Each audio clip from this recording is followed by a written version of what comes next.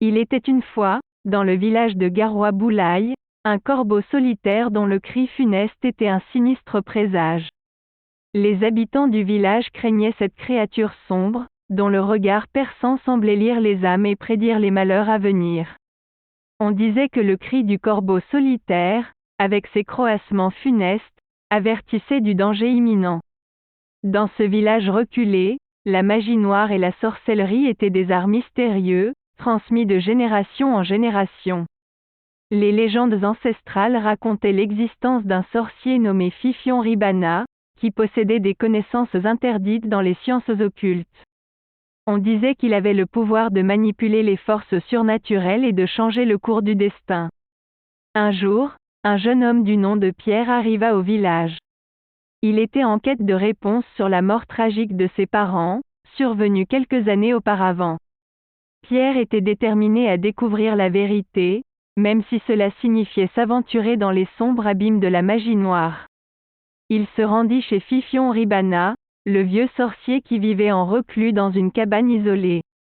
Le sorcier était connu pour être taciturne et mystérieux, mais Pierre était prêt à tout pour obtenir des réponses. Il supplia Fifion Ribana de l'aider à comprendre les circonstances de la mort de ses parents. Après avoir écouté attentivement l'histoire de Pierre, Fifion Ribana accepta de l'aider. Il révéla à Pierre l'existence d'un sortilège puissant, capable d'ouvrir les portes du monde des esprits. Selon le sorcier, ce sortilège était la clé pour obtenir les réponses que Pierre cherchait désespérément. Guidé par Fifion Ribana, Pierre se prépara à accomplir le rituel. Les deux hommes se rendirent dans une clairière sombre et secrète, où les forces occultes semblaient être à leur apogée. Pierre se sentait à la fois excité et effrayé à l'idée de ce qui allait suivre. Soudain, dans un tourbillon de fumée noire, une porte vers le monde des esprits s'ouvrit devant eux. Pierre pénétra dans cet univers parallèle, où les lois de la réalité semblaient ne plus s'appliquer. Il était entouré de créatures cauchemardesques et de paysages étranges. Au fur et à mesure de sa progression, Pierre découvrit que ses parents avaient été victimes d'un sortilège maléfique. Ils avaient été sacrifiés par un sorcier rival, dans le but d'obtenir un pouvoir immense. Pierre comprit alors que sa quête de vérité était également une quête de vengeance.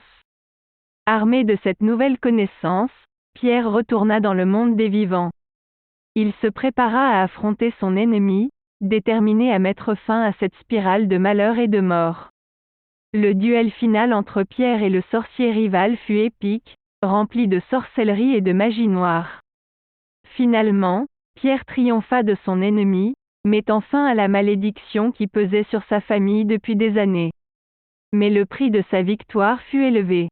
Pierre réalisa que la vengeance avait un coût, et que les ténèbres qu'il avait invoquées pour obtenir justice avaient laissé des cicatrices profondes dans son âme.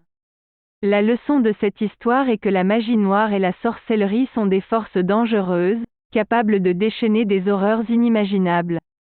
La quête de vengeance peut mener à la destruction de soi-même et des autres.